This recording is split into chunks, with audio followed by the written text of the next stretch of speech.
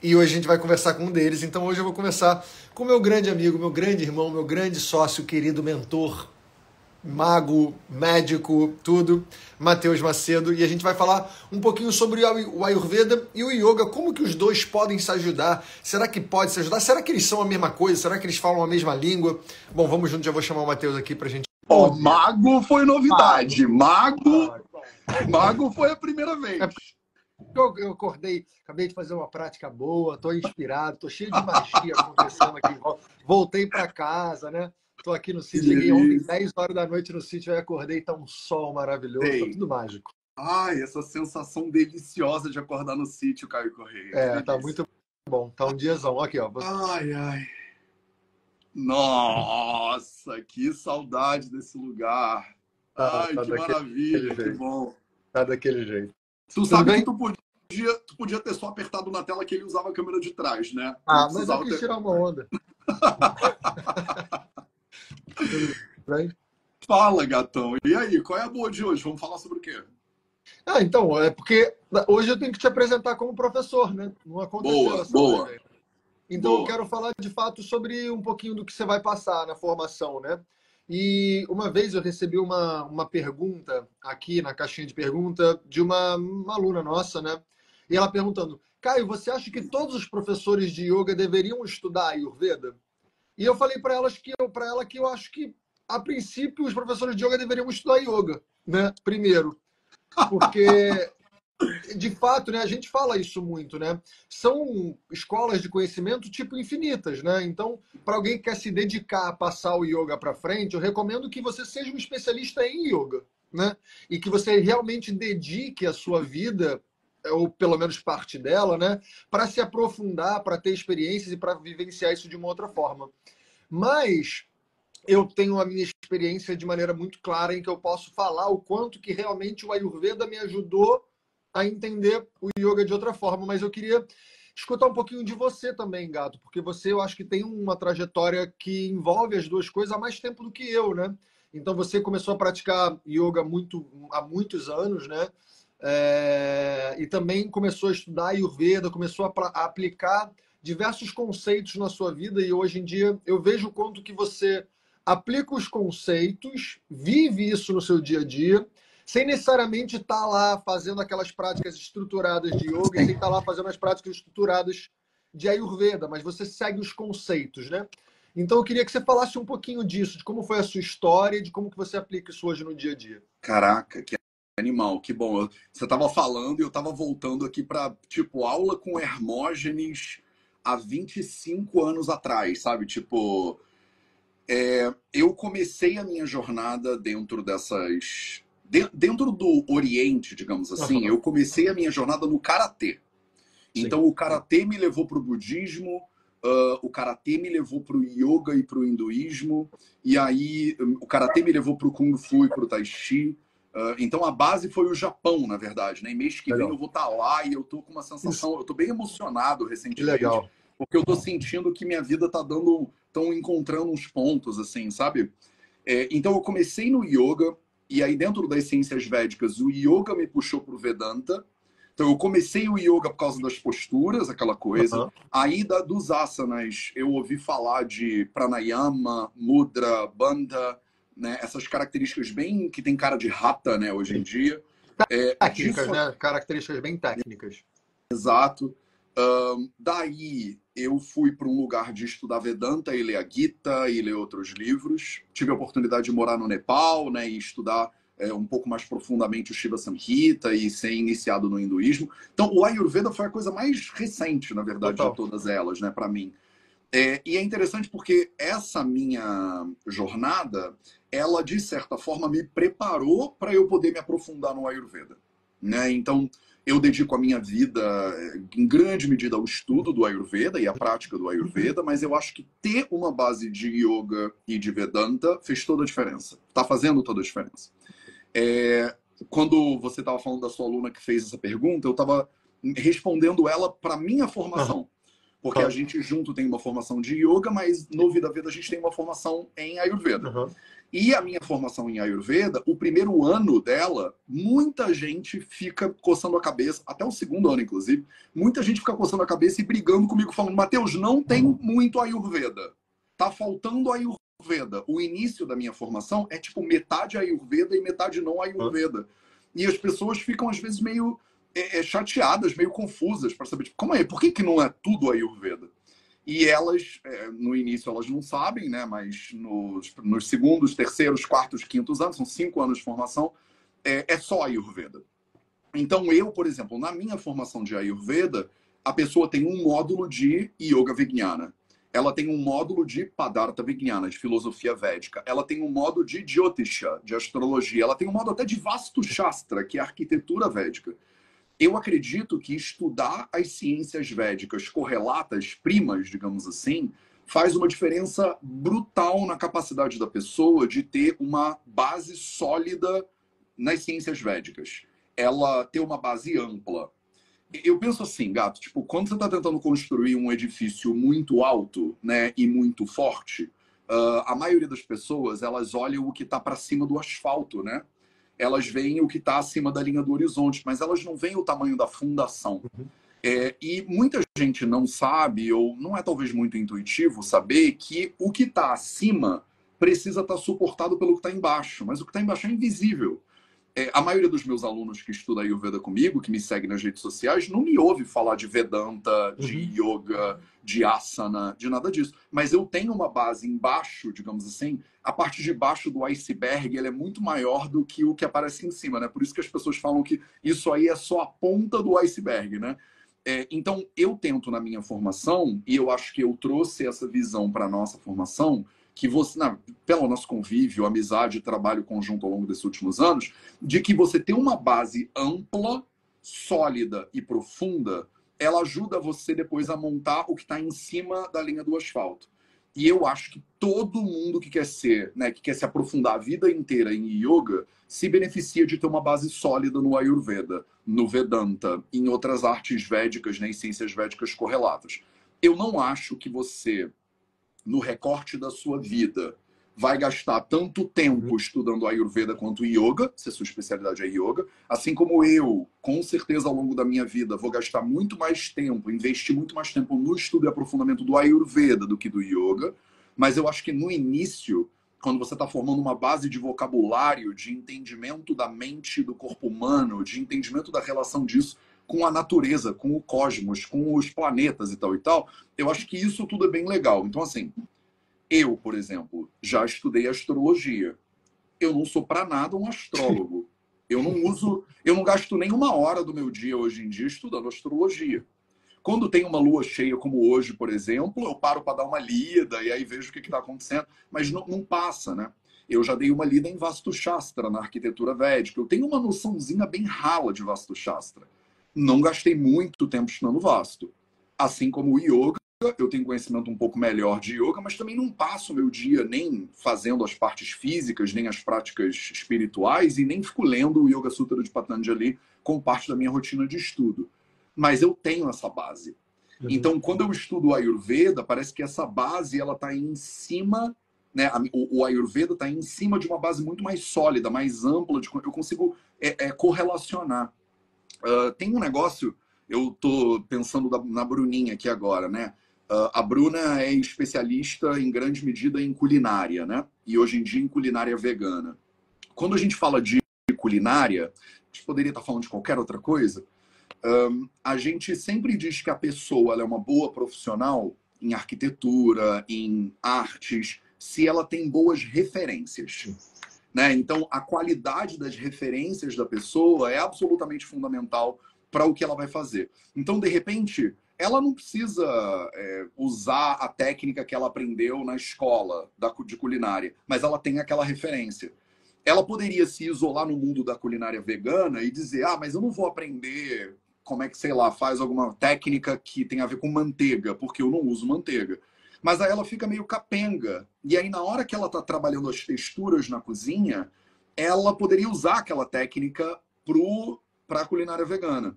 Então, eu tenho essa sensação, assim, você tem uma base de Ayurveda muito legal, mas você não é um Vaidya para nada. Você assistiu, você ter referências ayurvédicas e elas ajudam você na tua jornada de busca do yoga. Eu tenho referências de yoga e eles me ajudam na minha jornada de aprofundamento no Ayurveda. Né? A Bruna, culinária ampla, e isso ela aplica na culinária específica que ela está trabalhando. Então, eu acho absolutamente fundamental, senão eu nem estava aqui, né? Que os nossos alunos de formação de 300 horas de yoga, eles tenham uma base sólida em Ayurveda. Eles vão aprender a diagnosticar e tratar doenças? Não. Mas eles vão aprender como é que o corpo funciona na visão do Ayurveda e como eles podem trazer conceitos ayurvédicos para expandir a prática de yoga, tanto dando aula quanto o pessoal deles. Falei pra caraca, faz sentido isso? Não, é lindo. Tem algumas questões que você falou, duas que eu gosto de pontuar, porque eu também falo muito delas, né? Uma coisa é essa coisa da base que a gente tem que ter enquanto a gente constrói um empreendimento, né? O que eu costumo falar é que justamente eu uso o exemplo da pirâmide, né?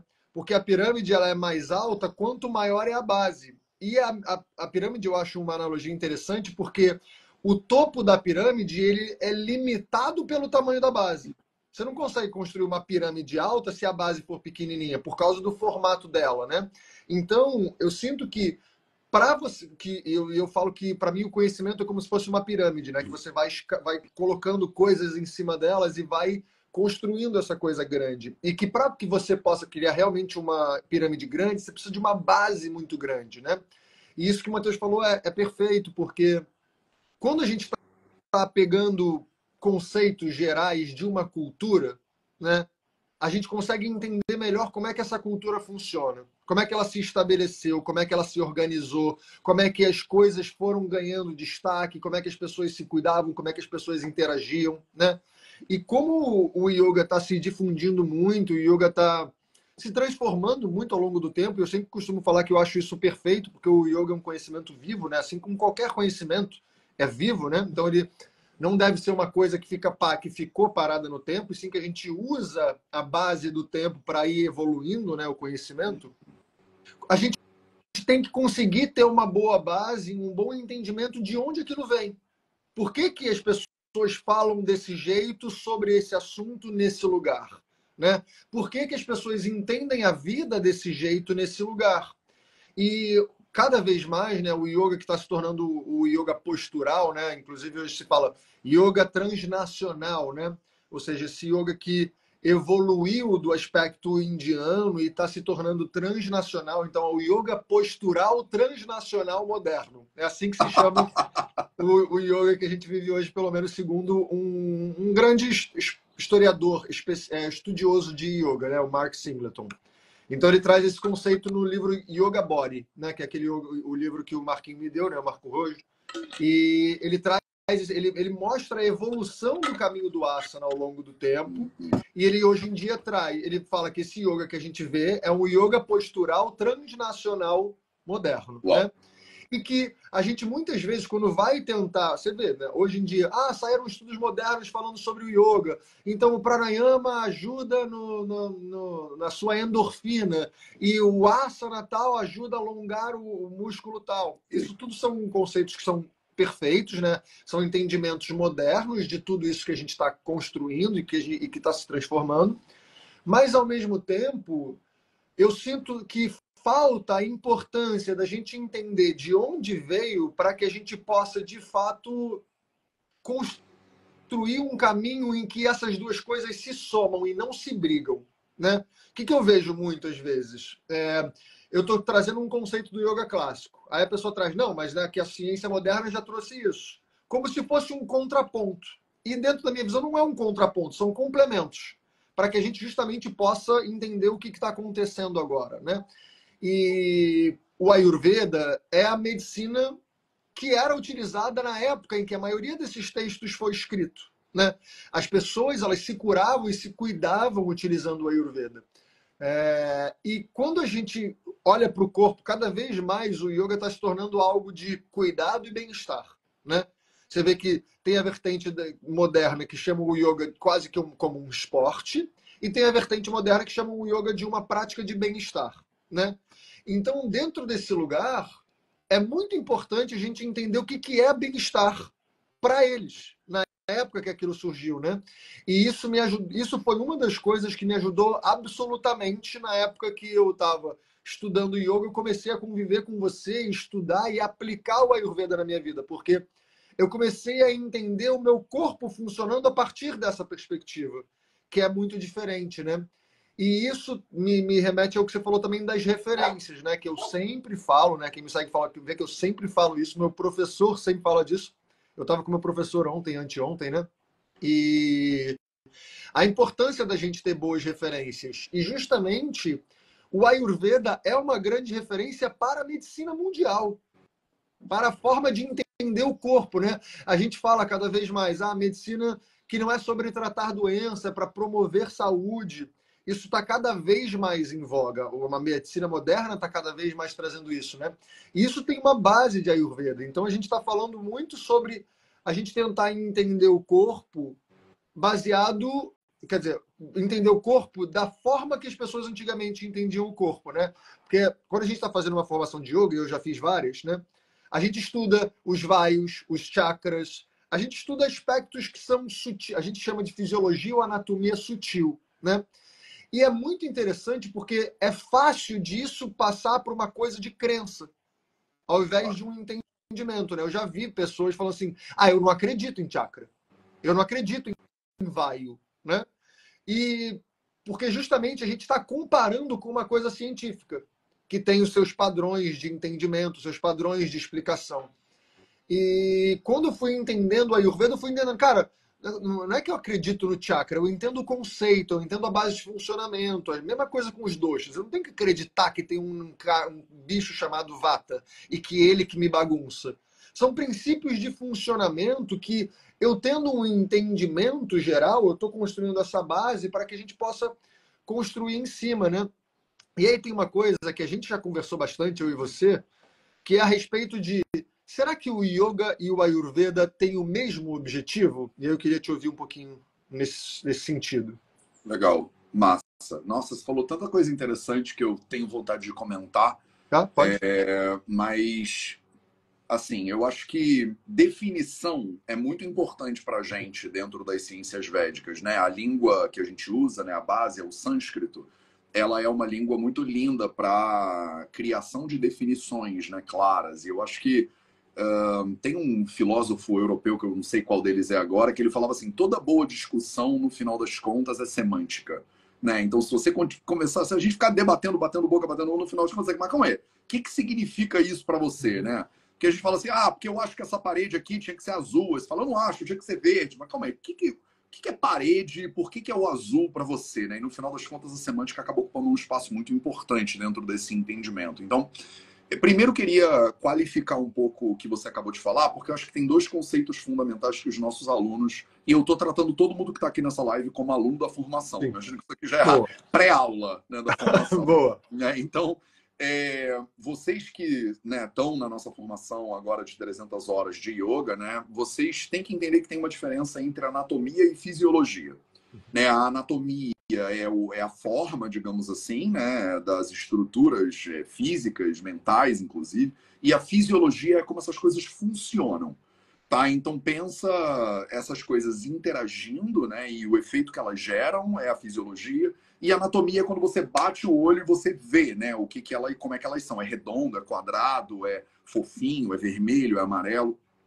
Ao mesmo tempo, você tem, né, um conceito de anatomia que é bastante concreta e você tem um conceito de anatomia que ela é sutil. O que é anatomia concreta? Você abre o corpo humano ao meio, você vê o coração e você descreve, né, o que você está vendo. Eu vejo 2 átrios, 2 ventrículos. Isso é uma anatomia, digamos assim, concreta, grosseira, entre aspas. A anatomia sutil, ela tem a ver com coisas que você não pode observar com os seus olhos, mas que ninguém sabe muito bem como essa galera já observava milhares e milhares de anos atrás. Então eles estavam olhando para o corpo e dizendo, tem uns canais aqui de circulação. E aí você fala, mas calma aí, eu abri aqui e eu não estou vendo esse canal. Aí a gente fala, porque isso é anatomia sutil, não dá para você ver com o olho. É uma ilusão, né, para as pessoas que, né, vocês são nossos alunos e alunas, é uma ilusão você achar que os nossos olhos, ouvidos, nariz e tal, são equipamentos extremamente rebuscados de captação de informação. Né? O seu olho ele enxerga num padrão de entre infravermelho e ultravioleta e mal pra caraca, diga-se de passagem. Né? Metade da galera daqui, estatisticamente, deve estar usando óculos, inclusive, né? Porque nem vê direito. Então, toma cuidado para você não achar que o que você vê é o que existe. Porque o que você vê é o que esse equipamento que você tem, que é bem limitado, tem a capacidade de perceber. Mas tem muita coisa que existe que você não vê. Não é à toa, por exemplo, que você já ouviu falar de raio-x, né? O raio-x, ele olha para o corpo de uma maneira que, se você tivesse uma visão de raio-x, você veria. Mas como a gente não tem, a gente não vê.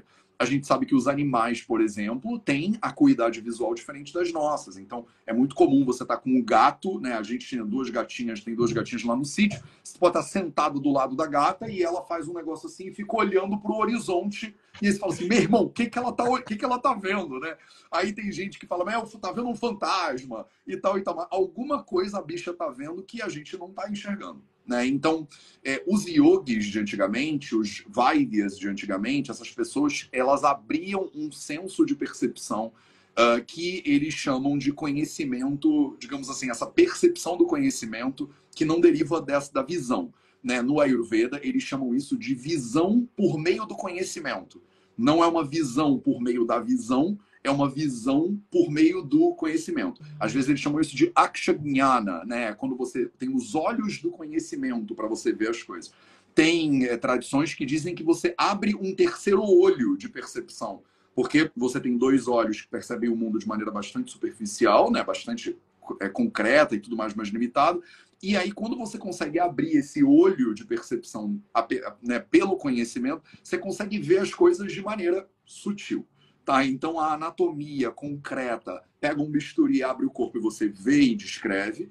A anatomia sutil, você não consegue abrir, olhar e ver. E aí isso gera um efeito que o Caio está falando, que é aquela coisa da pessoa fala, eu não acredito, eu só acredito no que eu vejo. Aí você pensa, porra, se você só acredita no que você vê, você tem uma capacidade de crença muito limitada, né? Porque você não vê ondas de rádio, e você não ouve ondas de rádio, e você não sente o cheiro de ondas de rádio. Mas se você ligar um rádio, você vai ouvir música. E você fala, de onde está vindo isso aqui? Cara, isso aqui está vindo das ondas de rádio. Se você não só acredita no que você vê, você não acredita em Wi-Fi, né? Você não vê, nem ouve, nem sente o gosto de Wi-Fi, mas quando você liga o seu celular e ele está em modo avião, você não consegue conectar com nada. Aí você aperta um botão, ele conecta com tudo. Né? Então, óbvio que existem coisas que estão além da nossa percepção grosseira, concreta. A gente descreve isso dentro da anatomia sutil. Fisiologia é outra parada. Porque fisiologia é a descrição do funcionamento e interação entre essas realidades, entre essas anatomias, digamos assim. E tem muitas maneiras de descrever esses funcionamentos. Tem maneiras que são concretas, você vê as duas moléculas interagindo e uma passa um neurotransmissor para a outra, e você fala, né, no final do neurônio, entre o axônio e o dendrito, tem uma transmissão de neurotransmissor. Elas estão latindo, gato. Que saudade. Ai, que bom. Então você tem uma transmissão de neurotransmissores e aí isso, né, dá para a pessoa uma sensação de eu estou vendo ali, né, a fisiologia, entre aspas, acontecendo. Ou você pode, como a gente faz no Ayurveda, agrupar situações fisiológicas parecidas e chamar aquilo de nomes. Então o Vata, o Pitta e o Kapha, eles são simplesmente maneiras da gente entender a fisiologia humana de maneira complexa. É óbvio que você não vai ver o Vata, não vai ver o Pitta, porque o Vata, o Pitta e o Kapha são uma forma de entender aquela realidade. Não tem como você ver, né, esses caras. Até tem, mas aí a gente discute isso mais dentro do nosso modo. Pronto, então, queria qualificar um pouco essa coisa de crença, né? Tipo, eu não acredito no Vata, mas o Vata não é uma coisa que você tem que acreditar, o Vata é uma coisa que você tem que entender. Ele é uma maneira de explicar como o corpo funciona. Não é, sei lá, Bíblia, né? Não é um troço que você tem que, não é uma religião, você não tem que acreditar ou deixar de acreditar. Aí agora volta para tua pergunta, que eu já esqueci o que você tinha perguntado. Eu qualifiquei mais do que eu queria. Tu lembra também ou tu também esqueceu? Tu acha que eu lembro? Tô até coçando aqui, ó. Vamos pausar essa live aqui, depois a gente volta. Não. Mas então me pergunta outra coisa, porque eu fui qualificar e também me perdi. Não, tudo certo. Né? E isso é muito interessante, esse aspecto de fisiologia como interação, né? É muito legal. Eu nunca tinha ouvido isso de maneira tão clara assim, né? Pô, e olha que E tu morou comigo anos, é, né? Então, exatamente, exatamente. Sempre ouvindo uma coisinha nova, isso que é bom, né? Mas eu sempre falo isso, né? Por exemplo, o lance dos chakras, né? Nem é, por exemplo, só para vocês entenderem, chakra nem é muito a minha vibe. Tem várias formas de você explicar o funcionamento do yoga, tem várias formas de você explicar a forma da interação entre as energias, né? As interações, as sensações que você sente, né? Mas, por exemplo, o lance dos chakras, vamos voltar. Tem esse entendimento de que dentro do Hatha Yoga, né, dentro da cultura que deriva do Tantra, existe esse entendimento do corpo através do funcionamento dos chakras, como se fossem centros energéticos, né? E aí tem essa história que pode ficar meio místico mesmo, pode ir para um lugar do místico e que cabe também, né? Você pode utilizar um entendimento místico sobre as coisas. Não é muito assim que eu explico, mas, por exemplo, a gente tem professores dentro da formação que também explicam por um aspecto místico, porque para muitas pessoas é assim que elas vão entender, isso bate melhor com elas, né? E isso que é o interessante da gente entender profundamente isso que o Matheus está falando, né? Que o que você tem que buscar é entender o que está por trás e ver como é que funciona para você, como é que você entende as coisas. Então, por isso que diversos professores de Ayurveda, por exemplo, explicam o Ayurveda de maneira completamente claro. diferente. E Diversos professores. deixa eu te interromper, porque eu acho que Claro. né, você já falou isso e eu queria trazer um elemento aqui dentro da tua fala que eu acho que é importante para as pessoas entenderem. É, história é muito importante, porque senão você esquece da onde o negócio veio. E Exato. tudo que a gente vive como sociedade, como cultura, vem de uma progressão histórica. Né? Então, o yoga e o Ayurveda, eles evoluíram, né, no subcontinente indiano ao longo de milhares e milhares de anos. A gente tem registro disso de 5 mil anos atrás, 4 mil anos atrás. Ao mesmo tempo que a gente teve, durante centenas de anos, a invasão britânica na Índia, que transformou completamente a cara dessas ciências e o quanto elas eram valorizadas e tal e tal. O quanto a cultura indiana foi suprimida ou proibida, afeta completamente a evolução desse estudo, desse conhecimento. Agora, tem um fenômeno que eu não sei se as pessoas do yoga apreciam devidamente, as pessoas do Ayurveda apreciam devidamente, que é o fenômeno da sociedade teosófica. Né? A sociedade teosófica, a figura mais importante talvez seja a Helena Petrovna Blavatsky, mas tem o Leadbeater e outras pessoas que são muito famosas também. Eu tenho Lá aqui no um livro do século Leadbeater, inclusive, de é, chakras aqui. Lá no É. século XVIII, século XIX, eles desenvolveram uma visão a respeito dessas ciências védicas e trouxeram isso para a Europa e depois levaram isso para os Estados Unidos. E isso deu origem a um formato de entendimento a respeito dessas ciências védicas que tinha uma relação absolutamente mística. Uhum.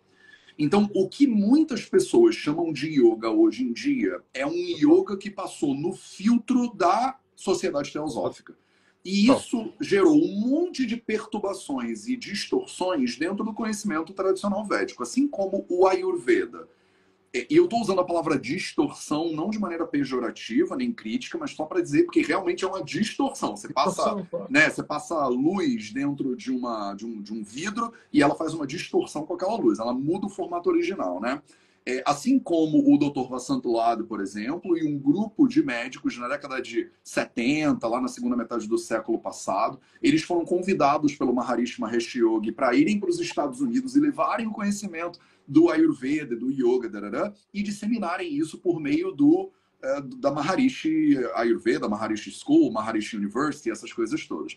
E isso criou e construiu um cenário de Ayurveda completamente específico, típico da segunda metade do século passado. Então, se você lê os textos clássicos do Ayurveda, você ganha uma visão a respeito do Ayurveda. E se você lê os escritos do Deepak Chopra, do David Frawley, do Vasant Lad, que são entendimentos modernos americanizados, estadunidenses sobre a Ayurveda, você tem uma outra visão bem diferente potencialmente a respeito do Ayurveda. E eu acho que o yoga, né, humildemente dando os meus estudos que não são muito profundos, ele foi muito distorcido pela influência da sociedade teosófica e o que eles fizeram no século retrasado. Então, quando você puxa o entendimento do yoga dos Shastras mais antigos do yoga, se você for nos Upanishads do yoga, por exemplo, que são textos clássicos pré-invasão britânica, muitas vezes pré-sociedade teosófica, você tem acesso a um tipo de conhecimento, e se você estuda esse yoga moderno, trans-rebels, exato, você tem acesso a um outro tipo de yoga. Como os Estados Unidos são os madmen, né? Eles são os mestres de espalhar as coisas, as ideias deles pelo mundo por meio, né, desses argumentos de consumo e tudo mais. Não é à toa que ia sair Lululemon, que ia sair essas empresas, né, que é uma indústria de bilhões e bilhões de dólares, e o yoga virou hoje um produto de consumo, né? A pessoa, ela consome o yoga. A pessoa começa a fazer yoga, no primeiro dia se inscreve na aula e ela já compra uma roupa especial, um tapete moderno, um monte de coisa e tal, que ela tem que ter, que senão ela não pode ser yoga. Então, hoje em dia o E se yoga... você quiser comprar, eu tenho o cupom de desconto. Pronto. Então, tem barreiras à entrada que o Caio está querendo ajudar você aí a atravessar, que são barreiras capitalistas modernas, e eu sou extremamente crítico a essas barreiras, né? Não querendo ser saudosista nem nada, né? Quando eu comecei a fazer yoga com 15 anos de idade, a gente fazia yoga de short, descalço no chão. Não tinha tapete 25 anos atrás. Essa ideia de que você precisa de alguma coisa para fazer, não sei o que lá, ela não existia. E ela acaba... enfim, como tudo na vida, tendo prós e contras, né? Então eu acho que eu te interrompi, sem querer ser grosseiro, mas é porque a gente é brother, né? Para, de repente, trazer para as pessoas um pouquinho da importância do estudo da história das ciências que a gente se especializa. Porque senão você pode estar aí sendo refém de uma versão desse conhecimento, achando que ele é o yoga típico, direcionado diretamente de Shiva, né? Essas coisas loucas que a gente vê aí no Brasil, por exemplo, e aqui na Europa também, e nos Estados Unidos pra caramba, porque a pessoa não tem, às vezes, capacidade de pegar e ler um livro sobre a história do yoga, ou pegar e ler um Upanishad, né, do yoga, como tem Upanishads do yoga, que eu não vejo as pessoas se debruçando. Então, quando a gente criou o Yogalaya lá atrás, que era Vida Veda Yoga, durante um período bem breve de tempo, eu sempre azucrinei o Caio, que muitos de vocês talvez não saibam, mas eu trato como se fosse meu irmão mais novo. Assim, eu conheço o Caio desde que a gente tem 6 anos de idade. Eu amo esse moleque, tipo, é uma das pessoas que eu mais amo na minha vida inteira. E a gente morou junto durante 2 anos e meio, quase, em Paraty. A gente tem uma empresa junto, trabalha junto há anos, já viajou pra caramba junto. Somos irmãos, as pessoas às vezes acham que a gente é namorado, mas a gente é irmão mesmo. Eu sempre azucrinei o Caio. Assim, cara, se a gente for fazer uma escola de yoga, tem que ser com base nos textos clássicos do yoga. Porque tem muita deturpação do yoga nesse meio do caminho, muitas coisas muito úteis, mas muitas coisas que foram criadas no bojo dessa visão capitalista, consumista, que eu acho que são desvios do caminho da pessoa que está tentando realizar, né, o objetivo último do yoga. E aí eu lembrei da sua pergunta, que foi: o Ayurveda e o yoga têm objetivos diferentes ou parecidos? E aí, com base nisso tudo que eu falei agora, é muito importante vocês entenderem, né? Quando a gente está tentando entender o objetivo de uma ciência, você precisa pegar um texto clássico que ele vai te dizer qual é o objetivo, né? Normalmente eles falam isso nas primeiras linhas, né? O Yoga Sutra de Patanjali, por exemplo, fala Tha Yoga Nushasanam Yoga Chitta Vritti Nirodha. Né? Qual é o objetivo do yoga? É essa parada aqui que depois o cara traduz para você. Né? O yoga, ele tem um objetivo muito claro. E aí depois ele vai falando sobre Yama, Niyama, blá, blá, blá, blá, e os 4 capítulos de quase 400, 300 slokas, sutras lá que eles têm. 195. 190, nem 200, nem 200. Ele explica esse negócio. O que é yoga na visão dele? Se você quer saber o que é Ayurveda, você tem que ir no Charaka Samhita, que é o nosso livro mais antigo, 3, 4 mil anos atrás. No capítulo 1, lá pelo sloka número 40, ele tem uma frasezinha muito importante que fala assim: Hita hitam sukha dukham ayustasya hita hitam manota chataya troktam Ayurveda sa uchate. Ayurveda é aquilo que estuda Hita ahitam sukha dukham. Hita, o que deixa a pessoa saudável. Ahitam, o que deixa a pessoa doente. Sukha, o que deixa a pessoa feliz. Dukham, o que leva a pessoa para um lugar de sofrimento. Então, felicidade e sofrimento, saúde e doença. Esse é o objetivo do Ayurveda, esse é o nosso escopo. Aí, Caio, de repente você me ajuda a responder a tua própria pergunta, me dizendo qual é o escopo do yoga. E aí a gente vê se tem a ver ou se não tem a ver. Por exemplo, existe uma ideia que eu acho um pouco distorcida, justamente a respeito de qual é o objetivo do yoga, porque parece que o objetivo do yoga é a iluminação. E não deixa de estar certo, tá? Mas como a pessoa e o que a pessoa entende dessa palavra, que é aquela coisa, né? É semântica, né? O que a pessoa entende da palavra iluminação depende da bagagem dela, né? Então, por isso que é importante isso que o Matheus está falando, porque nos textos eles trazem a referência, está escrito ali, né? E você, com uma boa orientação e uma boa capacidade de interpretação de texto, você consegue entender o que aquilo está querendo dizer naquela época, para quais pessoas, em qual cultura, né? Então, vamos lá. Quando, por exemplo, Patanjali fala de yoga, e ele traz essa palavra yoga chitta vritti nirodha, né? Ele está trazendo uma proposta de qualidade mental, né? Então, o objetivo principal do yoga é você realmente ter uma qualidade mental ajustada para poder encarar a realidade da maneira como ela é, não da maneira como eu gostaria que fosse. Porque esse que é o grande lance, esse que é a grande briga aqui, né, dentro do yoga clássico, né, não do yoga postural transnacional moderno, né, que é de você tentar olhar para a realidade sem que as coisas que me confundem atrapalhem essa visão, né? Então é uma busca por clareza, uma busca por eu entender o que a minha mente está me bagunçando e eu poder conseguir olhar através dessas coisas, eu não deixar essas coisas me atrapalharem, né? E então essa é uma das possibilidades de interpretação do que é o objetivo do yoga, e outra é o Kaivalya, né? É você estar livre dos seus condicionamentos. Existe uma coisa que é importante a gente diferenciar, né? Por exemplo, dentro do yoga a gente fala que o objetivo é Kaivalya, que é a libertação dos condicionamentos, ou seja, quando eu não estou mais agindo baseado só porque eu já agi assim antes, né? Tem outro aspecto da cultura védica que a gente chama de moksha, né? Que é quando você se liberta da roda das reencarnações, porque assim você sai do ciclo do karma, né?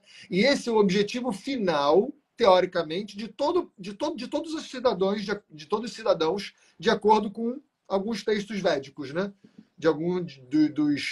Dos próprios Vedas, né? Quando traz, por exemplo, o conceito dos Purusharthas, sempre está falando de moksha, de você se libertar dessa ciclo de reencarnações.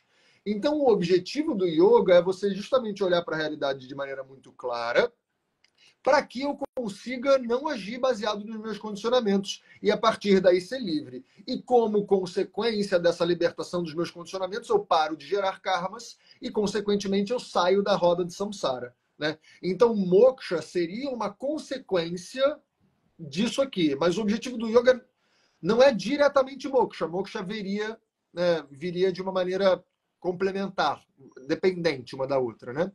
Então, o objetivo do yoga não é necessariamente saúde. Isso é uma coisa que eu já falei muito para os meus alunos, né? Tem muitas práticas de yoga que não são saudáveis, porque elas estão visando ali te apresentar uma outra qualidade mental, né? Enquanto no Ayurveda, né, o objetivo é justamente o que te faz doente, o que te faz saudável, o que te faz feliz e o que te faz sofrer. Então, eu acho que tem suas diferenças, mas eu acho que uma complementa muito a outra. Sim. Né?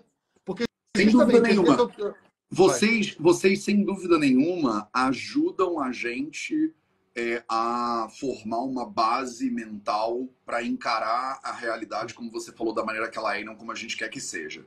Mas eu concordo muito com você quando a gente vai no Gheranda Samhita, quando você vai em textos mais... Eles têm umas coisas meio hardcore, assim, né? Tem muito. Hatha Yoga Pradipika, né? Tem umas coisas que você... A galera do Ayurveda olha e fala assim, mas pra quê?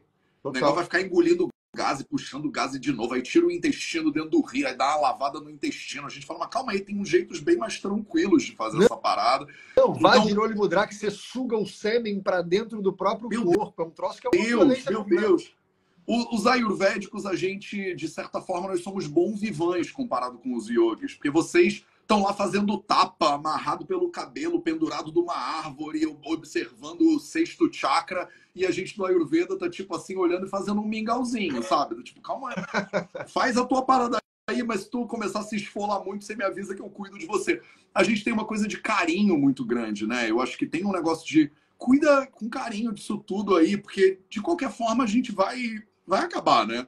Uhum. Mas eu concordo que muitas vezes, né, eu comecei o meu caminho pelo yoga, muitas vezes os tapas, né, você se colocar realmente numa situação que questiona o que é confortável para você, abre para você um campo novo de conforto. Então, E eu acho que como eu fui construindo esse reflexo na minha vida de abrir campos de conforto sempre mais amplos, eu acabo tendo uma facilidade também de sentar e falar, calma aí, eu não vou me pendurar pelo cabelo não, sabe? Mas eu fiz essas coisas todas quando eu era mais jovem. Quando eu morei no Nepal, era brabeira. Eram umas mas coisas dessa de hardcore. Fala um pouquinho, Gato, que eu acho que tem tudo a ver com o que a gente está falando sobre o conceito de tapas. Tipo, o que que claro. significa isso para vocês e por que que vocês fazem essas loucuras?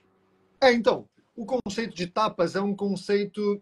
O tapas, essa palavra, por exemplo, dentro do Yoga Sutra, ela aparece de formas diferentes. Ela aparece 3 vezes no Yoga Sutra com conceitos diferentes, tá?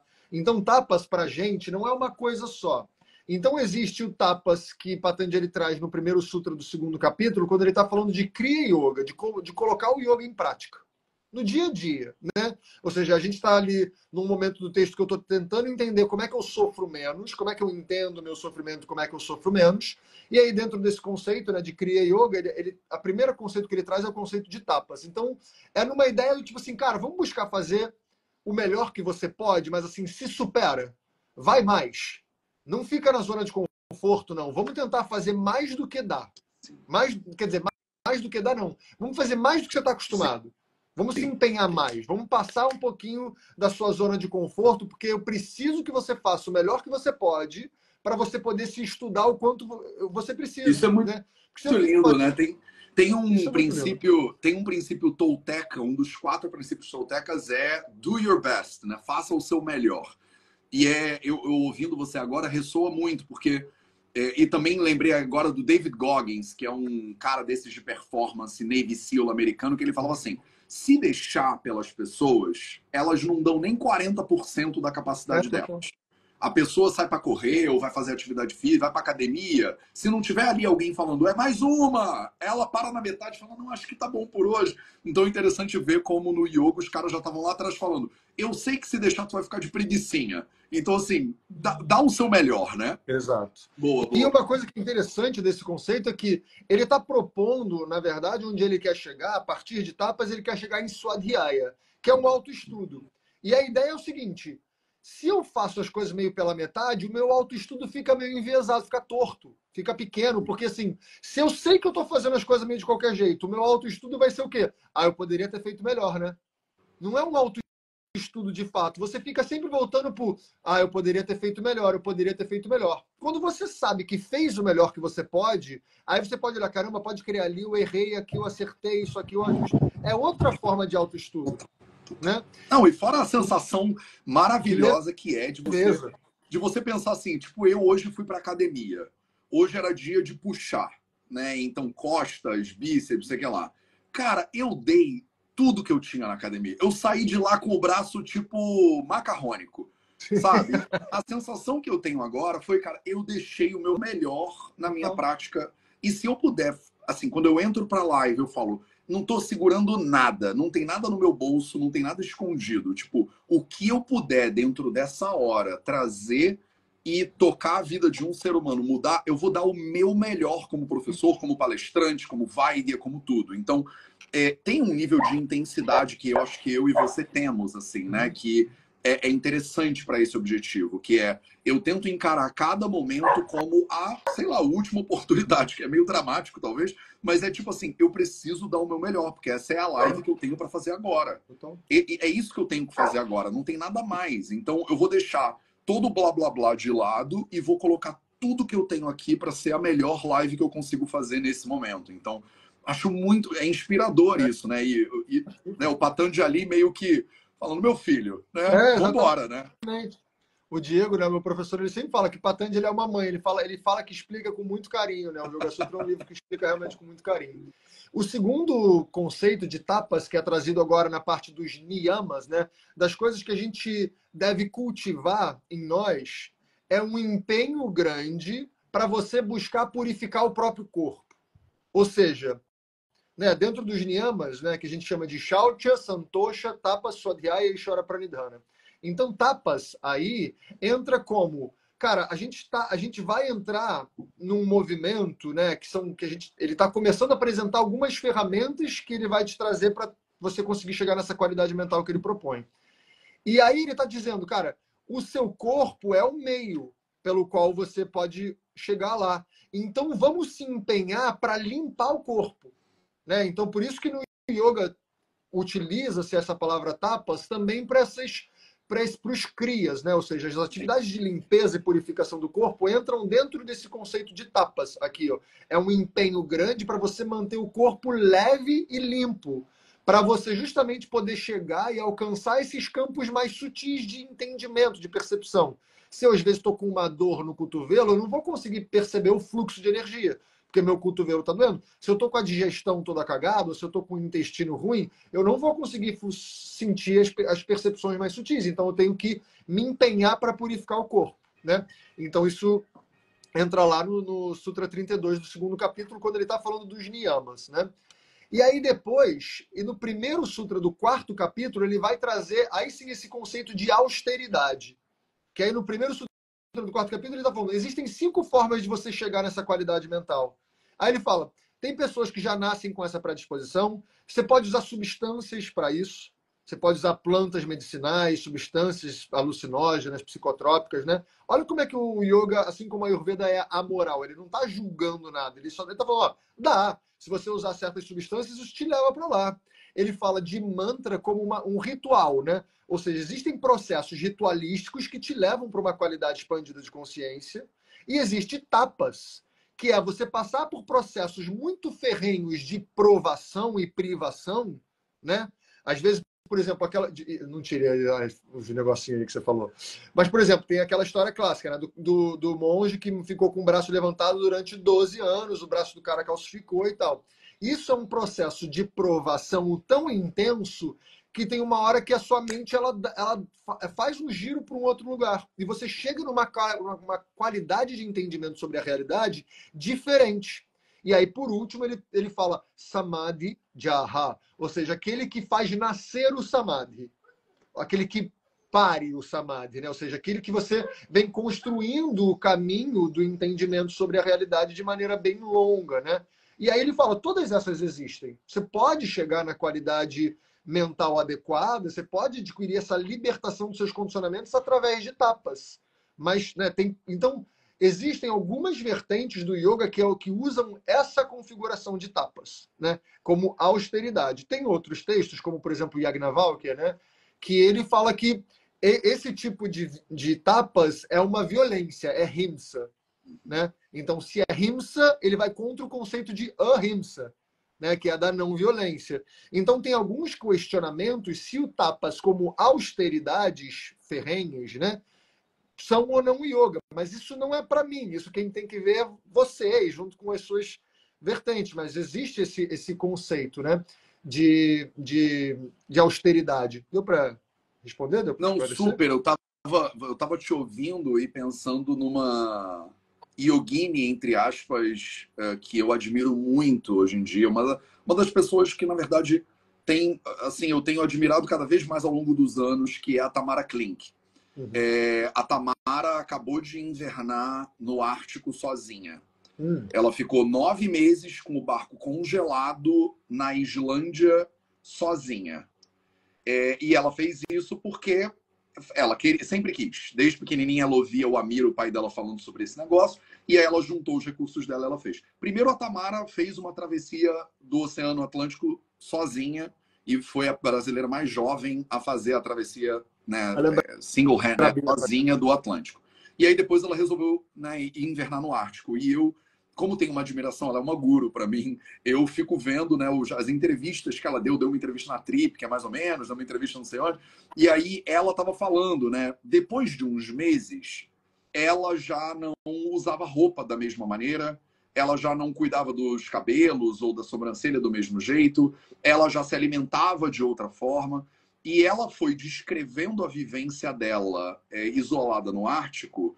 Ela foi se fundindo com a realidade à volta dela. Ela ouvia o vento e ela sabia, conversava com o vento, e ela ouvia o pássaro e ela identificava que pássaro era pelo barulho. E eu tava falando, caraca, ela tava fazendo yoga. Sabe? Pode Tipo, crer. Então, o processo dela, que talvez não seja tão informado assim pelos textos clássicos, mas é um processo real que muitas pessoas, eu ouço maratonistas e ultramaratonistas fazendo, pessoas de escalada de montanha, que quando você pergunta, você fala, cara, eu tava lá, e ela fala isso, né?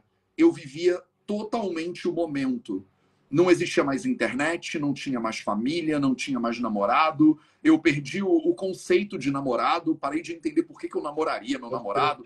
Quase terminou com o namorado, porque ela estava lá invernando. Ontem eu vi um vídeo que chama Maiden Trip, né, da Laura Decker, que foi a garota mais jovem, aos 14 anos, que fez uma 5 navegação solo do planeta Terra velejando também, né? E a Laura passou pela mesma coisa. Você vê a Laura, ela ficou 2 anos velejando sozinha pelo planeta, em volta do planeta, com menos de 2 anos, 1 ano e meio velejando. E ela fala, chegou uma hora que ela não era mais filha do pai dela, ela não queria mais falar com ninguém. Tem sempre um momento nessas jornadas, e eu tô todo arrepiado, eu já passei por isso na minha vida também, que você abre mão do papel, digamos assim, dos papéis. Parece que essas coisas todas elas caem. E aí você só é aquilo que você é naquele momento, e você abre a vela porque tem que abrir, fecha a vela porque tem que fechar, vai para bombordo ou estibordo porque é isso que acontece naquele momento, mas você não está mais preocupado, né, no caso delas preocupadas, com todas as camadas, digamos assim, que existem ali em cima, né? E aí você estava falando de tapas e eu estava lembrando da invernagem da Tamara na Islândia. Foi agora, assim, recomendo para todo mundo que está aqui, se vocês não conhecem a Tamara Klink, vale a pena conhecer. Eu sigo a Tamara há muitos anos, ela é muito jovem, mas tem um nível de sabedoria que é impressionante para quem estuda as ciências védicas. E tem várias entrevistas dela falando sobre a invernagem, né, no YouTube agora, que, assim, espetaculares. Então, me lembrou muito, né, o conceito de tapas que você está falando. Eu sou bem partidário do uso carinhoso, né, de tapas. Eu não acho que a gente precisa ficar se chicoteando, apertando, que nem os caras lá como é que é, Opus Dei, né, que ficam apertando o negócio de espinho na coxa. Eu falo, calma, eu não sei, isso aí eu acho que já está um pouco demais. Agora, invernar no Ártico é um nível de hardcore que eu entendo, assim, eu vejo vantagem. Gato, eu acho que, enfim, a gente podia ficar fazendo isso aqui a vida inteira, né? Mas a gente está chegando para 1 hora e eu não quero que você saia dessa live sem falar um pouco sobre a formação. Porque com certeza tem alunos do Vida Veda aqui agora que vão querer conhecer, e a gente vai botar esse vídeo aqui no YouTube também, eu espero. Vai. Eu queria justamente te perguntar isso, né? Assim, depois disso tudo que a gente falou, dentro da nossa... A gente está lançando uma formação de 300 horas, formação de professores e aprofundamento em yoga, tá? Do Yogalaya, parceria com Vida Veda e com o Yoganaya.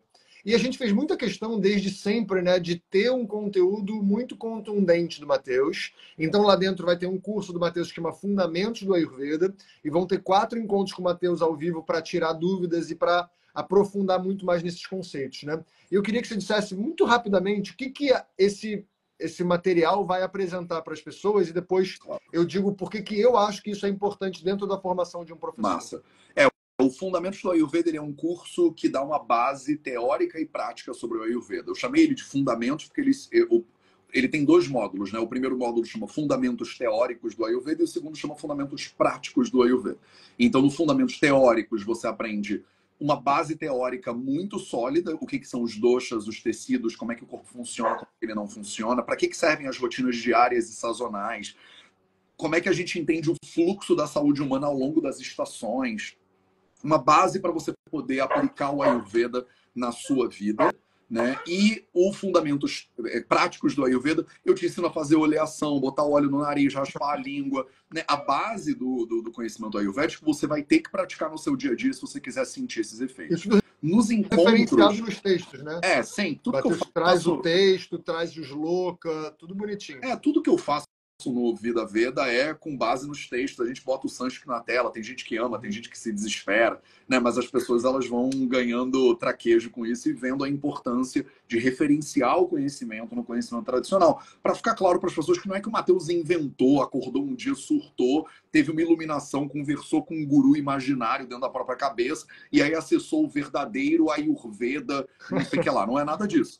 Tem textos clássicos, né, milenares, eu não inventei nada, eu sou receptor e guardião desse conhecimento, recebi isso de gurus e de professores na Índia, continuo recebendo, e aí passo para os meus alunos dentro das limitações todas que eu tenho, que são muitas, né, diga-se de passagem.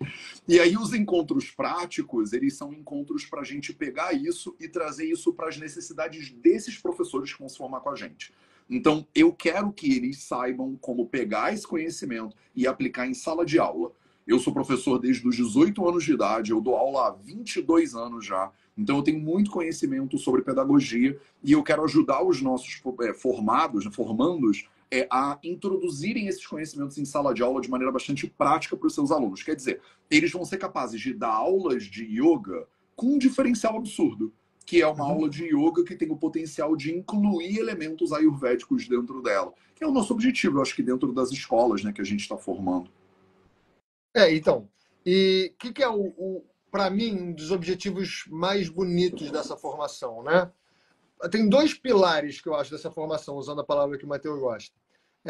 Eu acho que essa formação tem um objetivo de fazer com que você entenda o seu yoga, tá? Então, essa não é uma formação em um método de yoga. Você não vai se formar em Vinyasa Yoga, você não vai estar se formando em Hatha Yoga, você não vai estar se formando em Ashtanga, né? Você vai ter aula dessas coisas todas, você vai entender o que são essas coisas todas, mas o nosso entendimento, a minha busca dentro dessa formação é que você realmente possa tentar entender o que você precisa em termos de yoga para você poder ter clareza da realidade. E eu tenho certeza, e já experimentei isso na minha vida de maneira muito clara, o Matheus conviveu isso acontecendo tudo, né? Que para eu conseguir olhar para a realidade de maneira clara, eu preciso de me cuidar. Eu preciso entender como é que o meu corpo funciona, eu preciso estar saudável, né? Porque muitas vezes a gente está num momento de vida em que está todo mundo doente, de fato, né? A sociedade está doente, as pessoas estão doentes. Então, dentro desse processo de buscar clareza, passa por um processo de eu preciso me cuidar. E como que eu me cuido? Como é que eu tô? Como é que eu posso olhar para a minha realidade e tentar buscar um pouquinho mais de equilíbrio? Como é que eu posso olhar para tendências que eu tenho e compensar essas tendências para eu partir de um ponto de estabilidade e poder olhar para a realidade de outra forma? Então, o Ayurveda, na minha vida, transformou a forma como eu interajo com o meu corpo completamente, fez com que o meu corpo fosse muito mais estável e saudável, e só a partir de um corpo estável e saudável que eu posso fazer investigações mais profundas, né? E então a ideia de ter o Ayurveda e ter o Matheus nesse curso é justamente a gente poder entender saúde de uma outra forma. Eu tenho uma aula dentro desse curso que vai falar sobre saúde pela perspectiva do yoga, uma aula que fala sobre Arogya, né? Mas o Matheus vai trazer toda essa base do Ayurveda, falando de conceitos, uma parte bem conceitual do Ayurveda, para quem gosta, né? Vai falar de dosha, de dhatu, de mala, das terapias, vai falar tudo bonitinho, né? E justamente para que a gente possa se munir de diversas ferramentas, por isso que a gente tem um corpo de professores muito grande, com visões diferentes, às vezes até opostas do yoga, para você entender o yoga para muito além de uma padronização, para você entender o yoga para muito além de uma barreira, né? E para que você possa construir o seu yoga. Né? A minha ideia é essa, eu não quero que você fique com o que eu entendo sobre yoga, eu quero te ajudar a que você construa o seu. Né? E a partir disso, a gente vai construindo pessoas que entendem o yoga de forma diferente, e quanto mais pessoas a gente vai mostrando essas diversas abordagens, essas pessoas vão difundindo para mais pessoas. E aí a gente consegue fazer uma coisa que pode ser muito grande, que é de autoobservação, que é de autocuidado, que é de compensação, né? Por exemplo, o Ayurveda ensina uma coisa muito importante para a gente, que é, se eu já tenho alguma coisa excesso, eu tenho que compensar com o oposto. né? Isso é um conceito que existe dentro do yoga também, mas hoje em dia a gente vê isso acontecendo muito pouco, né? A gente vê pessoas muito agitadas fazendo um yoga que é agitado. A gente vê pessoas muito preguiçosas fazendo um yoga muito preguiçoso. E eu acho que o Ayurveda, para muito além de também um entendimento sobre o corpo, sobre os doshas, essas coisas, né, que o Matheus traz, na minha visão, da maneira mais incrível e prática que eu já vi sendo explicado, é também a gente entender essa ideia de buscar saúde, né? Não só seguir um padrão, porque a ideia não é só você seguir o padrão do dosha, seguir a cartilha do dosha, é você entender saúde, né? E a nossa formação, por isso que eu gosto de chamar de formação de professores e aprofundamento em yoga.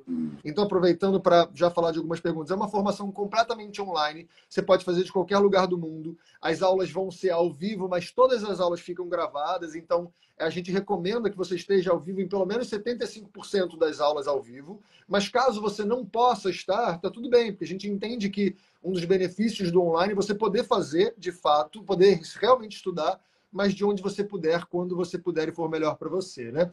É uma formação que vai trazer uma certificação internacional de 300 horas de yoga pelo Yoga Alliance, tá? Então é uma formação, uma formação com uma certificação que é muito relevante no mundo todo, tá? Se você tiver essa formação, você pode dar aula em qualquer lugar do mundo. E se você já tem, inclusive, uma formação de 200 horas por essa mesma certificadora, né, que é a Yoga Alliance, com o nosso curso você vira 500 horas do Yoga Alliance, que é o professor mais avançado que tem.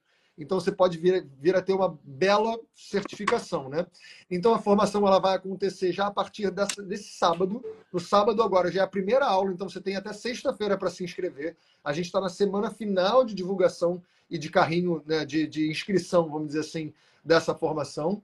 Então, se você quiser conhecer mais, o link está na minha bio, tá? A formação ela pode ser paga à vista, e o à vista você ganha 2 meses gratuitos, ou você pode pagar de maneira parcelada em 12 vezes. Essa formação tem a minha escola inteira incluída, então se você fizer a formação, além de você estar fazendo aula com todos os professores, o Yoga Laya inteiro está disponível para você. Você pode fazer aulas práticas comigo todos os dias, você pode estudar todas as matérias para além da formação, né? Tudo que eu ofereço diariamente de maneira online vai estar incluso lá. Fora também outras abordagens e visões muito diferentes das minhas, inclusive, mas que eu acho que podem ajudar a te fazer entender o yoga de uma maneira que é sua, né? Aí eu estou vendo aqui mais uma pergunta. As aulas elas acontecem terça-feira à noite e toda semana, terça-feira à noite, tem uma aula comigo, que é a aula do Yoga Sutra, justamente. Então, o estudo inteiro do Yoga Sutra está incluso dentro da plataforma, né? Fora isso, as aulas acontecem em um fim de semana por mês. Então, sempre sábado, de 8 da manhã às 5 da tarde, domingo, de 8 a meio-dia, e uma quinta-feira por mês. Então, sempre tem um fim de semana de aulas. Aí, depois, na quinta-feira seguinte, tem uma aula de 2 horas também, de 7 às 9 da noite. A gente vai ter aula de anatomia moderna com o Cris, que é incrível. A gente vai ter aula de Kundalini Yoga, a gente vai ter aula com a Dani Sá sobre as invertidas e posturas avançadas, a gente vai ter todo o corpo docente do Yoganaya trazendo, né, diferentes abordagens, um yoga mais devocional, a importância dos mantras. A gente vai ter um aprofundamento muito grande na parte técnica, então você vai aprender a fazer asanas de diferentes olhares, com diferentes abordagens, vai aplicar isso no seu dia a dia. A gente realmente montou toda a pedagogia do curso baseado nessa pedagogia proposta pelos textos clássicos de yoga, né, pelo Patanjali. Ele propõe uma pedagogia, né? E a gente seguiu direitinho a pedagogia de como o yoga deveria ser passado, né, segundo os textos clássicos. Eu estou tentando implementar isso dentro desse curso, eu acho que vai ser muito lindo. E a ideia era que justamente você não estuda uma coisa e segue a vida. Justamente, você tem um acompanhamento diário de todos os professores e as práticas. Por exemplo, a gente vai ter uma aula esse fim de semana com o Matheus do assunto tal. As práticas da semana que eu vou trazer vão ser voltadas para esse assunto, para a gente entender melhor o assunto. Então, a gente vai trazer um acompanhamento muito grande. É uma formação que tem duração de 12 meses, tá? Então, a cada mês você tem um módulo diferente, com um assunto diferente, que todos os professores vão estar juntos conversando sobre quer dizer, eles vão estar nesse módulo conversando sobre esse assunto, que se complementa por diversas visões. Falei?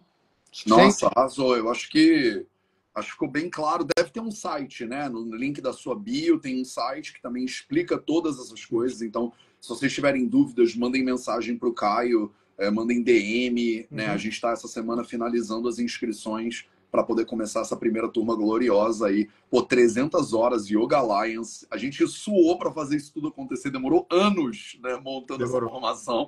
Mas finalmente... Inclusive, ó, isso aqui, tu lembra, Gato? Isso aqui foi a pulseirinha que eu falei que eu ia lançar a formação esse ano. Isso. Então, sábado eu vou cortá-la.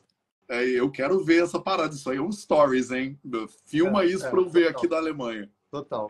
Maravilhoso. Acho que falamos tudo, hein? Falamos tudo. Para quem tiver dúvidas sobre isso, de como o Matheus falou, o link está na minha bio, tá? O primeiro link que está na minha bio já é o link da formação. Lá tem todas as informações, o preço, parcelamento.